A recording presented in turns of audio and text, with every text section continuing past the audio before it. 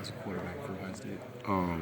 Obviously, there's a reason they're in the Final Four because they have a good quarterback. They have a good leader of that offense for them. Really dynamic player, can throw the ball pretty well, can run the ball, tough power run game, and just can make a lot of plays for them. He's kind of just leading that group, leading that offense, and put them in a position to be here. And he's played in a lot of big games, and obviously a couple years ago, helped get them to the playoff, but obviously didn't play in anything. So I feel like he'll have he'll definitely be ready to play now that he has the opportunity to play in the playoff. Do you feel like Samuel's arguably the most dynamic, and varied player you'll see this year? He's definitely up there. I mean, he could just do a lot of different things, and they just have a lot of dynamic players all across the board. Just the running back's a good player. Curtis Samuel, a good player, and obviously JT Barrett too. There's a lot of guys who could just do a lot of different things and present a good challenge for us. When you look at Ohio State's downhill passing game, is that more of an opportunity to tee off, I guess, on that? Just it seemed like they hold the ball a little bit longer than most teams. As far as that, we always hope to just get as much pressure as we can get, make a lot of plays, and just be dominant up front. So we'll hope to just make a lot of plays, get after them, and get a chance to hit the quarterback. JT said that it's an emphasis for him to try to get it out quicker. Have you noticed that, I guess, later on in this season on the field? Not really per se, but like that, you see a good mix. Like times where they're holding on to it, and times where it's coming out hot. So just as a defensive lineman, you got to be just ready to have a few tricks in your bag and just be ready to get after the quarterback and get a good pass. Which quarterback is he most similar to that you've faced? I don't know. It's tough. He's just a different quarterback because he can run the ball and he can pass it pretty well too. Just a thick, tough runner too. So he's a little different than any of the other guys. I would like a lot of what they do is kind of like Virginia Techie. So and he's probably about the same size, maybe a little smaller than that quarterback, obviously. Sorry about that. Yeah, go ahead. Do you consider yourself and Dexter equals out there in the field, or is there still kind of more of a big brother, little brother dynamic between you two? Obviously, Dex is coming to his own. He's been such a big contributor for us and made a lot of plays for us this year. But he still obviously looks up to me, and I still have to kind of be that leader to him out on the field and everything too. But yeah, that being said, he still obviously will look up to me and everything. So I got to make sure I'm doing all I can, and always being positive and always being just a mentor and a leader to not only him but all the other guys. Speaking of that, have you tried to take Deion Kane under your wing a little bit, and the process of trying to get him to be your roommate?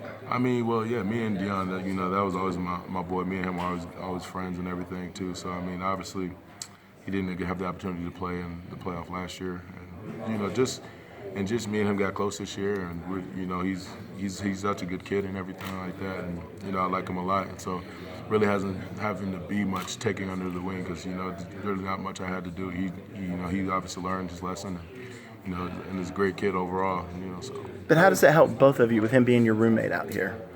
Just really us. We have gotten closer this year,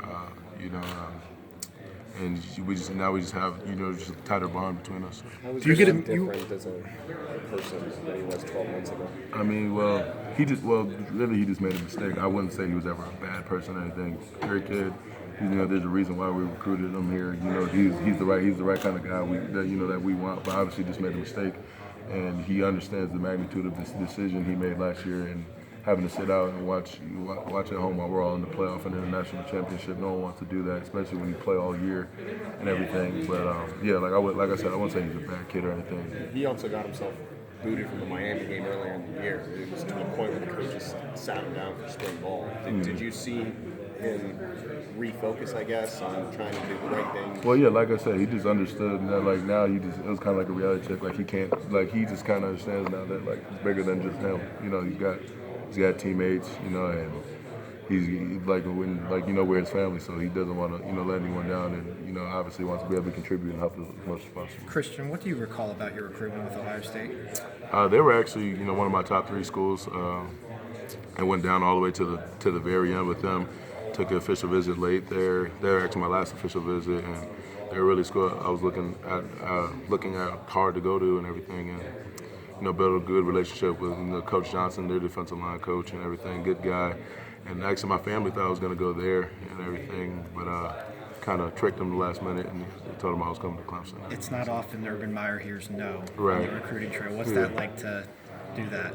Well, no disrespect to them, but it was easy, with Clemson as an option, and I was at peace with it and everything too. So.